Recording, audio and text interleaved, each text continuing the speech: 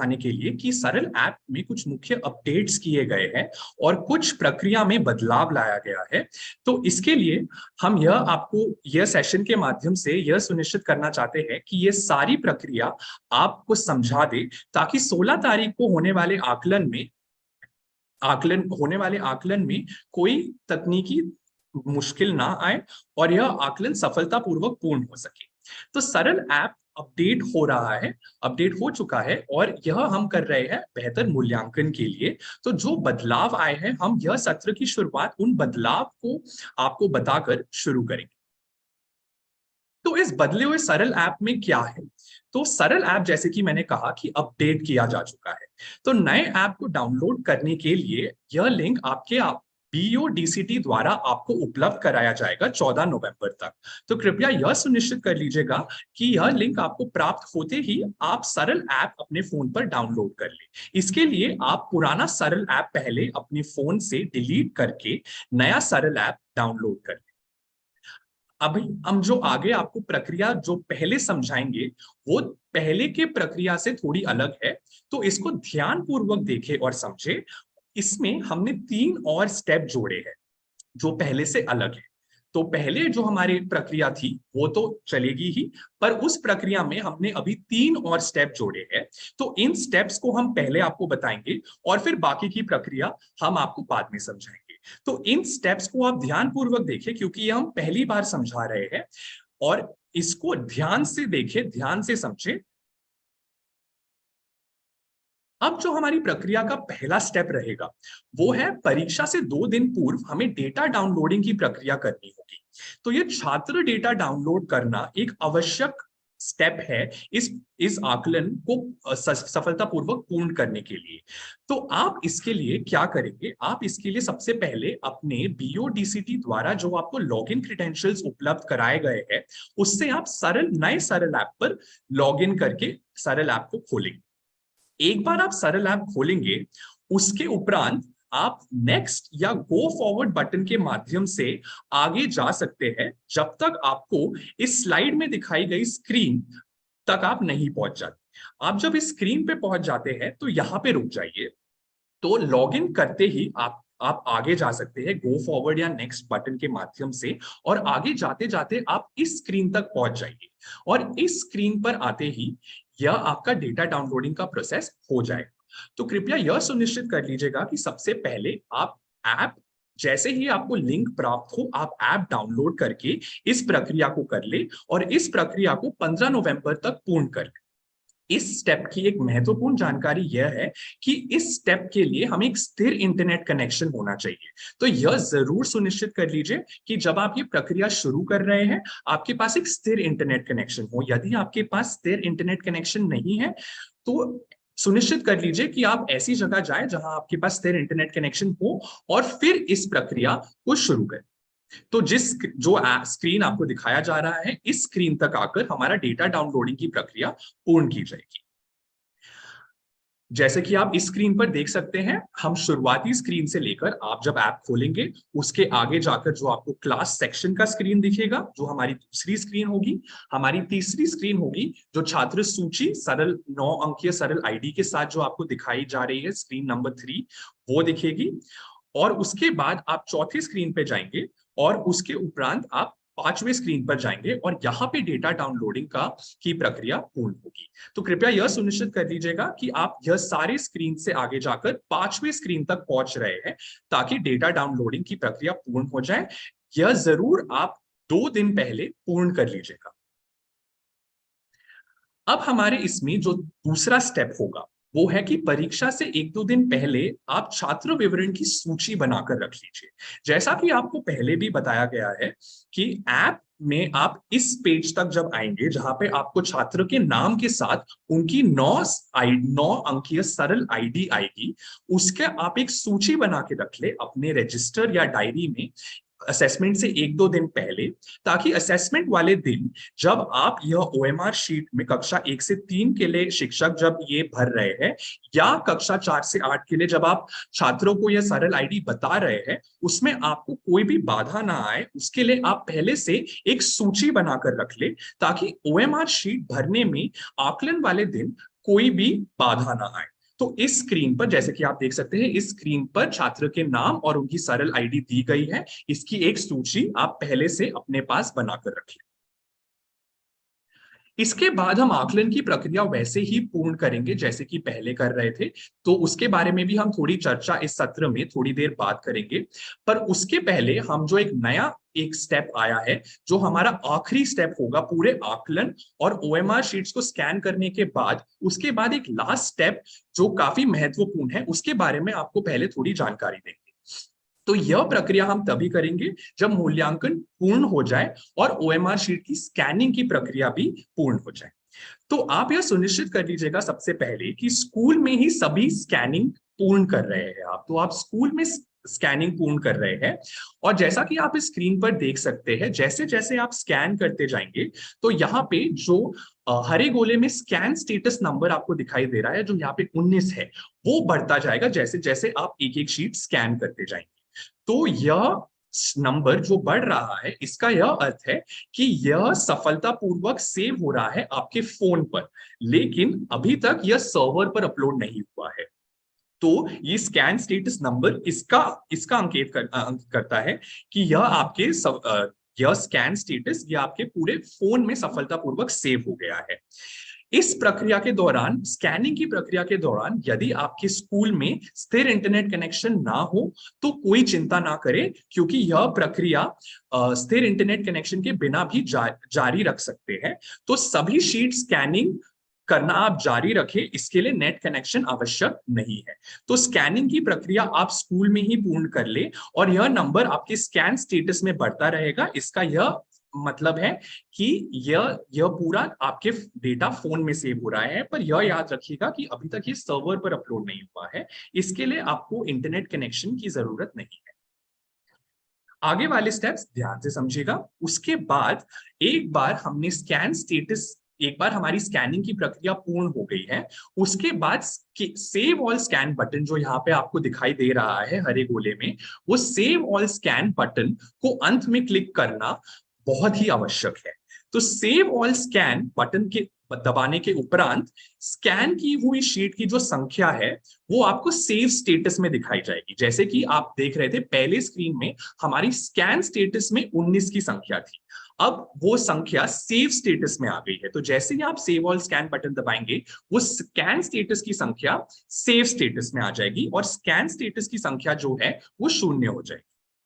इस स्टेप में आपको दो चीजें बहुत ध्यानपूर्वक याद रखनी है कि यह आप तभी करें जब आपकी सारी स्कैनिंग की प्रक्रिया, सारी शीट्स की स्कैनिंग की प्रक्रिया पूर्ण हो जाए। और सबसे महत्वपूर्ण, सेव ऑल स्कैन बटन आपको तभी दबाना है जब आपके पास एक स्थिर इंटरनेट कनेक्शन। जैसे कि आपको पहले बताया कि स्कैनिंग की प्रक्रिया आप बिना इंटरनेट कनेक्शन के भी पूर्ण कर सकते हैं, परंतु सेव ऑल स्कैन की जो प्रक्रिया है वो हम तभी पूर्ण कर सकते हैं जब हमारे पास एक स्थिर इंटरनेट कनेक्शन।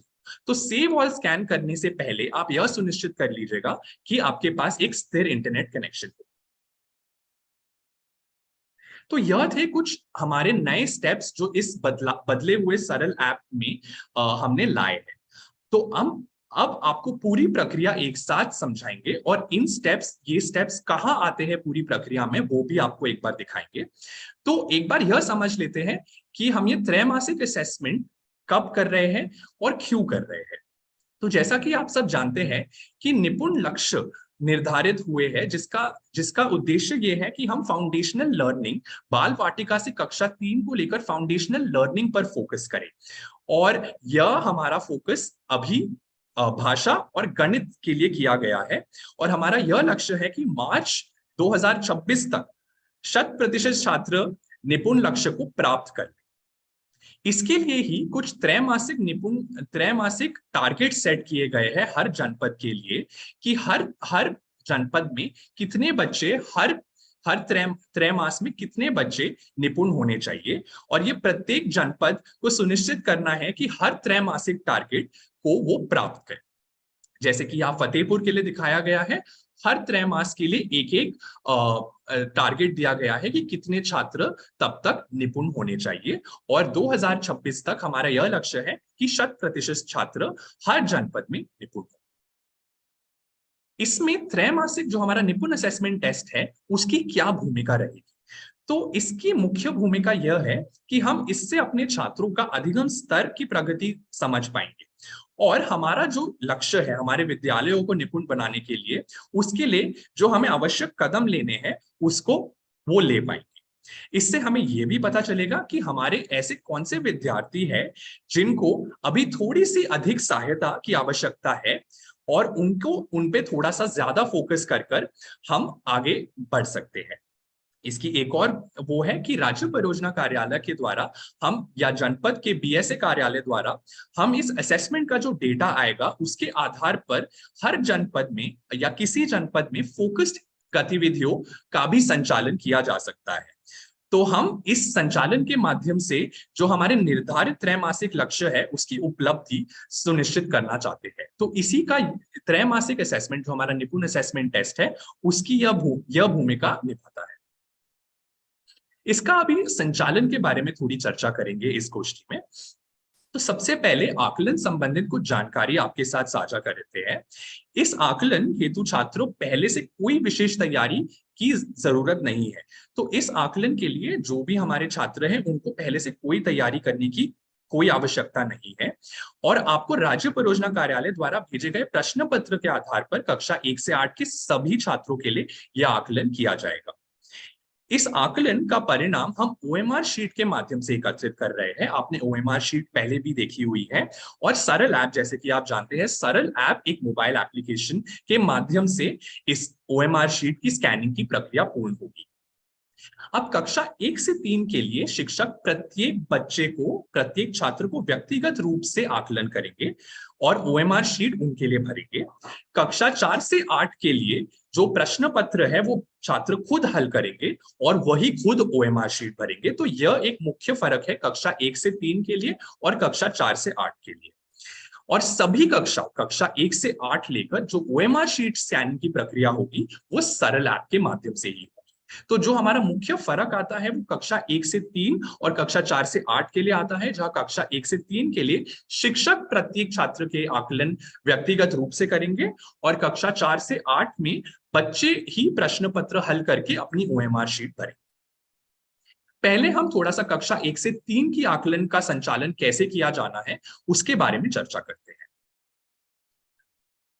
तो जो हमारा पहला प्रश्न पत्र है, तो प्रश्न पत्र प्रत्येक छात्र, जैसे कि मैंने पहले अभी आपको बताया कि प्रत्येक छात्र का आकलन व्यक्तिगत रूप से शिक्षक करेंगे।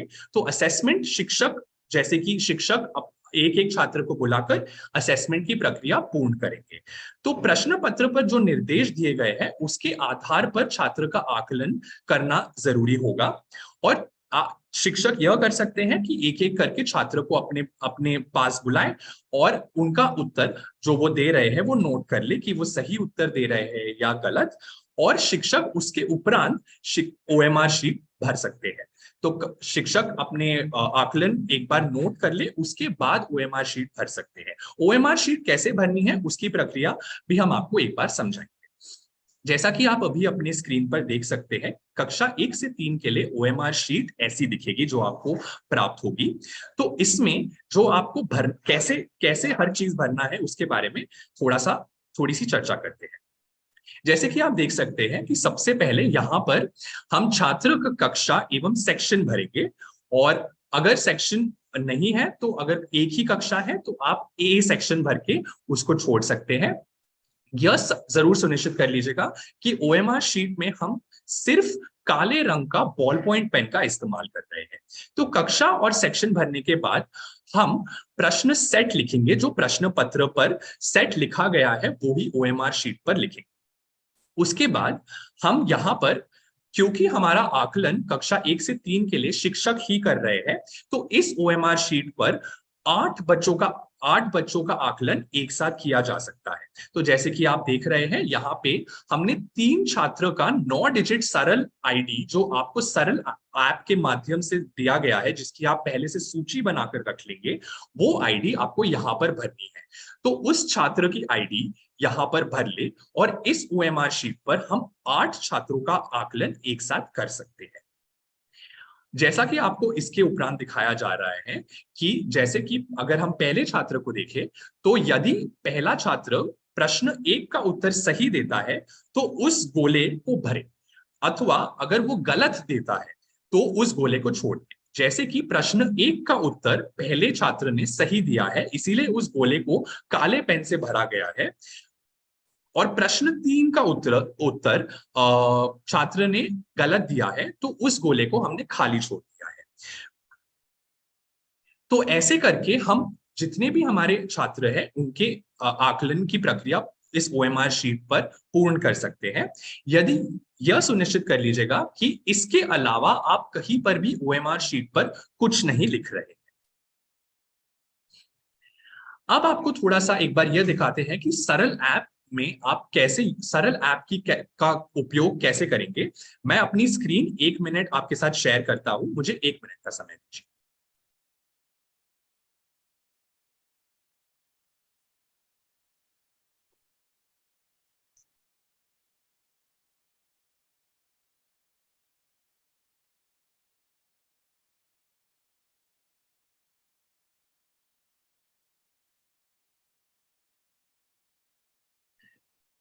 जैसा कि आप यहाँ देख सकते हैं, यहाँ पे आप अपना लॉगिन आईडी और पासवर्ड जो आपके साथ प्रेषित किए गए हैं उनको डालेंगे, और उसके उपरांत आप एक बार जब लॉगिन की प्रक्रिया पूर्ण कर ले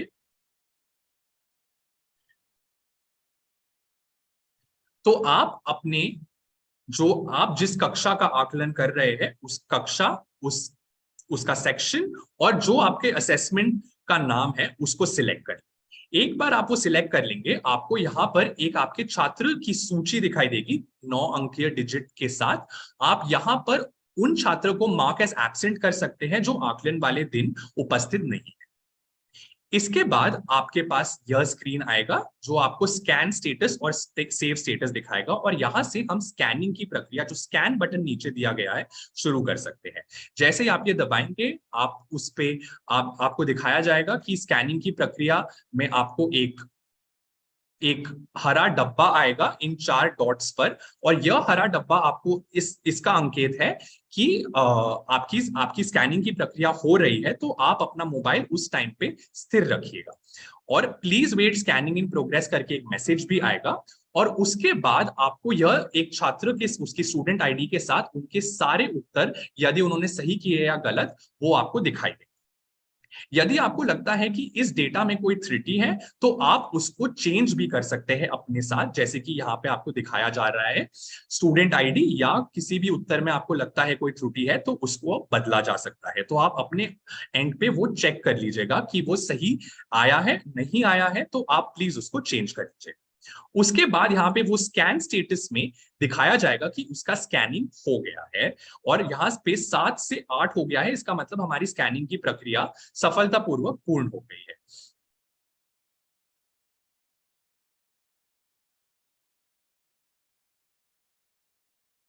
इसके बाद हम सेव ऑल स्कैन बटन दबाकर हमारी इस प्रक्रिया को पूर्ण कर लेंगे, और यह जो स्कैन स्टेटस में हमारा नंबर था वो अब सेव स्टेटस में दिखाया जाएगा।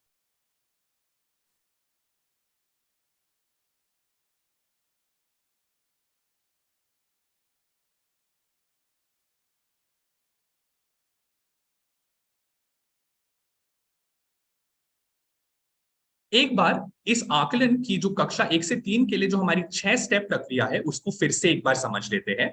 जैसा कि इस सत्र की शुरुआत में मैंने आपको बताया था, परीक्षा से 2 दिन पहले डेटा डाउनलोडिंग की प्रक्रिया पक्का पूर्ण कर लीजिएगा। उसके बाद आप 1-2 दिन पहले छात्र विवरण की सूची भी बना लीजिएगा अपने रजिस्टर या डायरी में, ताकि आकलन वाले दिन आपके पास छात्र नाम और उनकी आईडी की एक सूची तैयार रहे। उसके बाद शिक्षक जो हमारे हैं वो प्रश्न पत्र के अनुसार विद्यार्थी का आकलन करेंगे, और शिक्षक ओएमआर शीट पर जो हमारी 9 अंकीय स्टूडेंट आईडी है वो भरेंगे, और प्रश्न पत्र के अनुसार यदि वो सही उत्तर दे तो गोले को भरेंगे, और अगर उन्होंने सही उत्तर नहीं दिया है तो उस गोले को खाली छोड़ देंगे। इसके बाद वो स्कैनिंग की प्रक्रिया शुरू करेंगे इन ओएमआर शीट्स की सरल ऐप के माध्यम से। और उसके बाद जो हमारा बहुत ही महत्वपूर्ण स्टेप है वो हमारा सेव ऑल स्कैन बटन दबाने का, जो हमारी प्रक्रिया पूर्ण हो जाने के बाद सेव ऑल स्कैन बटन दबाकर इस आकलन को सफलतापूर्वक शिक्षक द्वारा पूर्ण कर सकते हैं। तो इन 6 स्टेप की प्रक्रिया को याद रखें और यह आपके साथ मैनुअल साझा भी किया जाएगा। तो चिंता ना करें, आप इसको ध्यान से बाद में भी देख सकते हैं कि ये स्टेप्स आपको कैसे करने हैं और क्या क्या स्टेप्स हैं हमारे। अभी कक्षा 4 से 8 की आकलन का संचालन के बारे में थोड़ा समझ लेते हैं। इसकी आकलन की प्रक्रिया काफी सिमिलर रहेगी, पर जो हमारा इसमें मुख्य फर्क आएगा वो है कि कक्षा 4 से 8 का जो हमारा आकलन है, जैसे कि मैंने आपको पहले बताया, वो छात्र प्रश्न पत्र खुद हल करेंगे। तो प्रश्न पत्र हल उनको करने दीजिएगा और उनको समय दीजिएगा प्रश्न पत्र हल करने के लिए। तो पहले हम आकलन की प्रक्रिया शुरू करेंगे उनको छात्र को प्रश्न पत्र हल करने के लिए, और उसके असेसमेंट के बाद आप सभी छात्रों के साथ ओएमआर शीट वितरित कर सकते हैं जो छात्र खुद भरेंगे। इसमें शिक्षक जरूर यह सुनिश्चित कर लीजिए कि जो सरल आईडी है वो आपको ही छात्रों के साथ साझा करनी होगी, तो उसकी सूची पहले से बनाकर रख लीजिए। और किसी भी अगर छात्र को कोई भी मुश्किल या बाधा आ रही है ओएमआर शीट भरते हुए, तो कृपया उनकी मदद करें।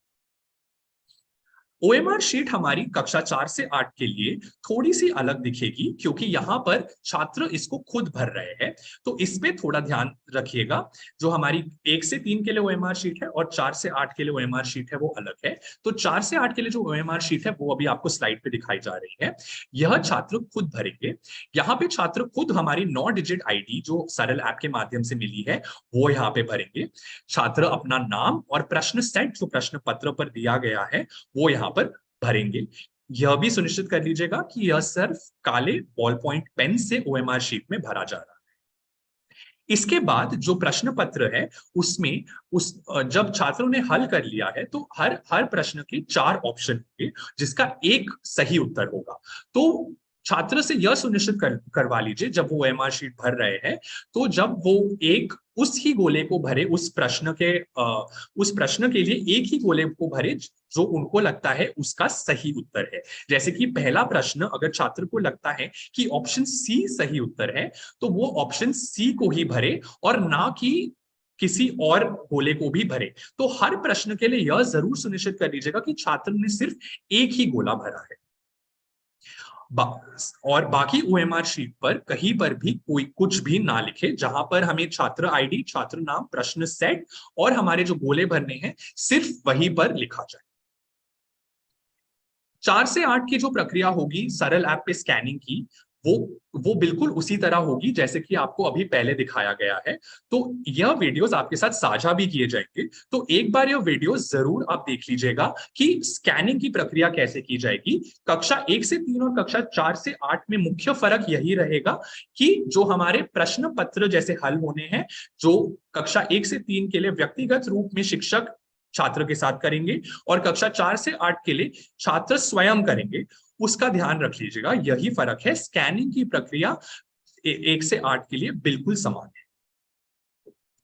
इस कक्षा 4 से 8 के लिए जो हमारी आकलन की 7 स्टेप प्रक्रिया है, इसमें एक और स्टेप है 1 से 3 से, एक कक्षा 1 से 3 से। तो यह भी एक बार समझ लेते हैं। जैसे कि आपको पहले बताया गया था, परीक्षा से 2 दिन पहले आपको डेटा डाउनलोडिंग की प्रक्रिया पूर्ण करनी है, तो आप गो फॉरवर्ड बटन दबाकर उस स्क्रीन तक पहुंच जाइए और आपकी डेटा डाउनलोडिंग की प्रक्रिया पूर्ण हो जाएगी। परीक्षा से 1-2 दिन पहले आप छात्र विवरण की सूची अपने रजिस्टर या डायरी में जरूर बना के रख लीजिएगा, जिसमें आपके छात्र का नाम और सरल आईडी हो। शिक्षक जो है हमारे प्रश्न पत्र विद्यार्थियों के साथ बांटेंगे और उनको हल करने का समय देंगे आकलन वाले दिन। और उसके बाद जब एक बार उन्होंने प्रश्न पत्र हल कर लिया है, उसके बाद उनके साथ ओएमआर शीट वितरित करेंगे और स्टूडेंट आईडी अपने छात्रों के साथ बताएंगे और ओएमआर शीट फिर छात्र स्वयं भरें। शिक्षक इस प्रक्रिया के दौरान यह जरूर देख ले कि विद्यार्थियों को कोई भी सहायता की आवश्यकता हो तो वो उनकी मदद करे। इसके बाद जो हमारा सरल ऐप के माध्यम से हम स्कैनिंग की प्रक्रिया शुरू करेंगे। तो यहाँ तक हमारा आकलन पूर्ण हो गया है, शिक्षकों ने ओएमआर शीट छात्रों से ले ली है। इसके बाद स्कैनिंग की प्रक्रिया होगी। हर ओएमआर शीट पर यह याद रखिएगा कि एक ही छात्र का आकलन होगा, क्योंकि यह छात्र स्वयं कर रहे हैं, तो यह आकलन एक ओएमआर शीट पर केवल एक ही छात्र का आकलन। अंत में जो हमारा सबसे महत्वपूर्ण स्टेप हम आपको बता रहे हैं वो है सेव ऑल स्कैन। तो हमारी स्कैनिंग एक बार स्कूल में पूर्ण हो जाए, उसके बाद स्थिर इंटरनेट कनेक्शन के साथ हमें सेव ऑल स्कैन बटन दबाकर हमारे ओएमआर शीट्स को सर्वर पर अपलोड करना है। तो यह सेव ऑल स्कैन बटन आप स्थिर इंटरनेट कनेक्शन के साथ जरूर दबाइएगा, ताकि हमारी आकलन की प्रक्रिया पूर्ण हो जाए। कुछ मुख्य बिंदु जो हम आपको बताना चाहते हैं कि सरल ऐप को इस्तेमाल करते हुए आप क्या क्या ध्यान में रख सकते हैं। जैसे कि हमने आपको पहले भी बताया कि सरल ऐप के द्वारा जो आकलन किया जा रहा है, उसके शुरू होने से पहले ही आप बच्चों की स्टूडेंट आईडी और नाम की एक सूची बनाकर रख ले, ताकि ओएमआर शीट भरने में शिक्षक को कक्षा 1 से 3 के लिए और छात्र को कक्षा 4 से 8 के लिए कोई भी बाधा ना आए उसको भरने के लिए।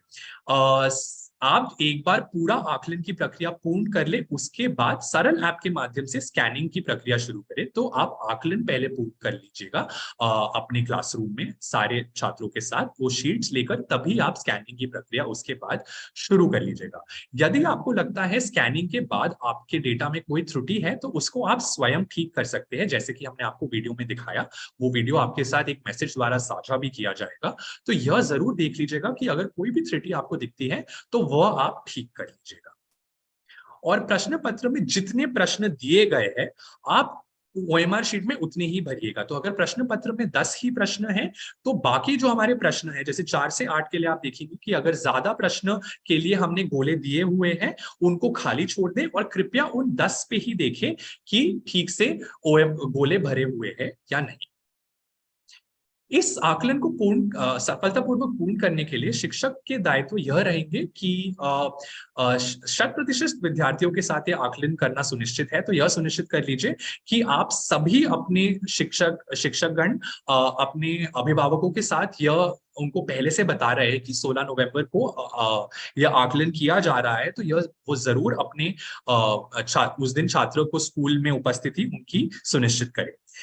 इस YouTube लाइव में हमने काफी आपको महत्वपूर्ण जानकारी बताई है सरल ऐप के बारे में, क्योंकि सरल ऐप को अपडेट भी किया जा चुका है। तो बहुत सारी जानकारी ऐसी है जो आपके साथ पहली बार प्रेषित की जा रही है। तो इस YouTube लाइव सेशन को पुनः देखने का एक सुनिश्चित कर लीजिए। आप अपने ARPs और SRGs के साथ जो भी आपको सवाल आते हैं, उनके सहयोग के साथ उनको सुलझाया जा सकता है। तो आपके पास कोई भी अगर आपको दिक्कत आती है, तो आप ARPs और SRGs को कांटेक्ट कर सकते हैं और वो आपको सफलतापूर्वक इस आकलन को पूर्ण करने की पूरी मदद करें। और इसमें आपके विद्यार्थियों को कहीं पर भी कोई भी आकलन वाले दिन सहायता की आवश्यकता हो, तो शिक्षकों से यह अनुरोध है कि शिक्षक पूरा सहयोग दे छात्रों को, ताकि यह आकलन सफलतापूर्वक पूर्ण हो सके। अभी हम आपको सरल एप्लीकेशन द्वारा कुछ मुख्य बिंदु समझाएंगे कि डूज एंड डोंट्स हमारे क्या रहेंगे सरल ऐप को यूज करते हुए स्कैनिंग की प्रक्रिया के दौरान। जो हमारा पहला डू और डोंट है वो है कि सबसे पहले आकलन को सही सेट व दिनांक चुने। तो यह जरूर सुनिश्चित कर लीजिएगा कि आपका जो आकलन का नाम है और जो दिनांक है वो आप सही चुन रहे हैं। जैसे अयोध्या मंडल है तो अयोध्या मंडल, और जो आपकी डेट है 16 नवंबर वो वहां दिखाई देगी। तो कृपया जो ये सब्जेक्ट का आपको दिखाया जा रहा है वो आप सही सिलेक्ट कर लीजिएगा। जैसे कि पहले भी बताया आपको ओएमआर शीट समझाते हुए कि आप ओएमआर शीट कृपया एक काले रंग के बॉल पॉइंट पेन से ही भरे, उसी का उपयोग करें। किसी भी अन्य रंग के पेन का उपयोग ना करें, काला पेन का ही उपयोग करें, वरना हमें स्कैनिंग में बाद में काफी मुश्किल आ सकती है और डेटा में त्रुटि भी हो सकती है। जब हम स्कैनिंग की प्रक्रिया जब हम ओएमआर शीट भर रहे हैं, तो यह सुनिश्चित कर लीजिएगा कि जब हम ओएमआर शीट भर रहे हैं तो एक स्थिर प्लेटफॉर्म पर ओएमआर शीट को रखकर भरे, ना कि उसको अपनी गोद पे रखकर या किसी अनइवन सरफेस पर रखकर, क्योंकि वो फिर से जो ओएमआर शीट हम भरते हुए कुछ उसमें त्रुटि आ सकती है। तो यह सुनिश्चित कर लीजिए कि एक स्थिर प्लेटफॉर्म पर ही ओएमआर शीट को रखा जा रहा है। जब हम ओएमआर शीट में दिए गए गोले भर रहे हैं तो उसको पूरी तरह भरे, जैसे कि आपको बाई ओर दिखाया गया है। उस गोले को पूरी तरह भरे और ना कि उस पे क्रॉस लगाए या थोड़ा सा भरे या उस गोले के बाहर भरे, क्योंकि यह भी स्कैनिंग की प्रक्रिया में बाधा ला सकता है। तो यह सुनिश्चित कर लीजिएगा कि छात्र भी जब इसको भर रहे हैं तो इसको उस गोले को पूर्ण भरे और ना कि उसको किसी और तरीके से भरे। मानकृत संख्याओं का ही उपयोग करें ओएमआर शीट में। जैसे जब आप सरल आईडी भर रहे हैं तो जैसे कि बाई ओर आपको जो मानकृत संख्या दिखाई गई है उन्हीं का उपयोग करें, क्योंकि स्कैनिंग करते हुए कोई बाधा ना आए स्कैनिंग पढ़ने में, और बाद में सरल आईडी जो रीड हो रही है उसमें कोई त्रुटि ना आए, उसके लिए मानकृत संख्याओं का उपयोग करना सुनिश्चित कीजिएगा। ओएमआर शीट को कोई भी नुकसान ना आए इसको देख लीजिएगा। ओएमआर शीट फोल्ड मत कीजिएगा, उसको पंक्चर मत कीजिएगा, उसको बिल्कुल संभाल के रखिएगा, क्योंकि अगर उस पे कोई फोल्ड आ जाए या फट जाए तो ओएमआर शीट को स्कैन करते हुए हमें काफी दिक्कत आ सकती है। तो इसको प्लीज सुनिश्चित कर लीजिएगा कि ओएमआर शीट को स्कैन करते समय या उसको संभाल संभाल के रखा जाए और कोई भी उस पर फोल्ड ना आए। जब हम स्कैनिंग की प्रक्रिया कर रहे होंगे तो हमें फोन को लैंडस्केप मोड में पकड़ना है, जैसे कि आपको बाई ओर दिखाया गया है। तो फोन को आप लैंडस्केप मोड में पकड़ेंगे और स्कैनिंग की प्रक्रिया जब हम कैमरा के माध्यम से स्कैन कर रहे हैं शीट, तो उसको लैंडस्केप मोड में पकड़िएगा, ना कि पोर्ट्रेट मोड में जैसे आपको दाई ओर दिखाया गया है। तो बाई ओर सही तरीका है फोन पकड़ने का स्कैनिंग की प्रक्रिया करते समय। जब हम ओएमआर शीट की स्कैनिंग कर रहे हैं तो यह जरूर सुनिश्चित कर लीजिएगा कि आपने उस अपने फोन को ओएमआर शीट के बिल्कुल ऊपर रखा है, और ना कि उसको बाई ओर या दाई ओर से करे। बिल्कुल जहां आपने टेबल पे ओएमआर शीट रखी है उसके बिल्कुल ऊपर ही अपना फोन रखकर उसकी स्कैनिंग करें, जैसे कि आपको बाई ओर दिखाया गया है। जब हम स्कैनिंग की प्रक्रिया कर रहे हैं तो यह सुनिश्चित कर लीजिएगा कि ओएमआर शीट के आसपास कोई भी और हमारी वस्तु ना हो, जैसे कि बाई ओर दिखाया गया है कोई पेन ना हो, कोई डायरी ना हो। जो हमारे 4 आपको ब्लैक डॉट्स दिखाई दे रहे हैं ओएमआर शीट पर, उनको बिल्कुल भी कवर ना करे, और स्कैनिंग की प्रक्रिया के दौरान वो बिल्कुल कैमरा को बिल्कुल उसी पे फोकस होना चाहिए। तो ये ध्यान रखें कि अन्य कोई भी वस्तु स्कैनिंग के दौरान इस ओएमआर शीट के पास नहीं। जब हम ओएमआर शीट की स्कैनिंग कर रहे हैं तो हमें इसका भी ध्यान रखना है कि एक एक समय पर एक ही शीट उस स्कैनिंग कैमरा पर दिखनी चाहिए, कोई और शीट उस स्कैनिंग इसमें नहीं होनी चाहिए। जैसे आपको दाईं ओर दिखाया गया है कि काफी शीट्स दिखाई दे रही है हमें, ऐसा हमें बिल्कुल सुनिश्चित करना है कि जैसे बाईं ओर दिखाया गया है कि एक ही शीट हमारी होनी चाहिए, वो एक ही शीट की स्कैनिंग होनी चाहिए। उसको आप फिर बाद में साइड रखकर दूसरी शीट लाकर उसकी स्कैनिंग की प्रक्रिया शुरू कर सकते हैं। जब हम स्कैनिंग की प्रक्रिया कर रहे हैं तो यह जरूर सुनिश्चित कर लीजिएगा कि आप ऐसे कमरे में हैं जहां रोशनी हो, क्योंकि डेटा पढ़ने में त्रुटि आ सकती है अगर रोशनी ना हो। तो यह सुनिश्चित कर लीजिएगा कि ओएमआर शीट पर रोशनी आ रही हो, और ऐसे ही आप कमरे में हो जहां रोशनी है, और उसी टाइम पर आप स्कैनिंग की प्रक्रिया कीजिएगा। ओएमआर शीट स्कैन करते समय यह देख लीजिएगा कि कैमरा का ठीक से फोकस हो रहा है। अगर आपको लग रहा है नहीं हो रहा है, आप एक बार अपनी स्क्रीन पर टैप कर सकते हैं, उससे वो ओएमआर शीट पर फोकस करेगा और उससे आपको ही स्कैनिंग की प्रक्रिया और आसानी से पूर्ण कर पाएंगे। जब हम सेविंग कर रहे हैं तो यह जरूर सुनिश्चित कर लीजिएगा कि जब आपको या बाई ओर जो आपको स्क्रीन दिखाया जा रहा है उसमें जैसे वो गोला घूम रहा है, इस गोले को घूमने दीजिएगा, और जब तक वहां नंबर ना आए तो आप प्रतीक्षा कीजिएगा और आगे मत बढ़िए।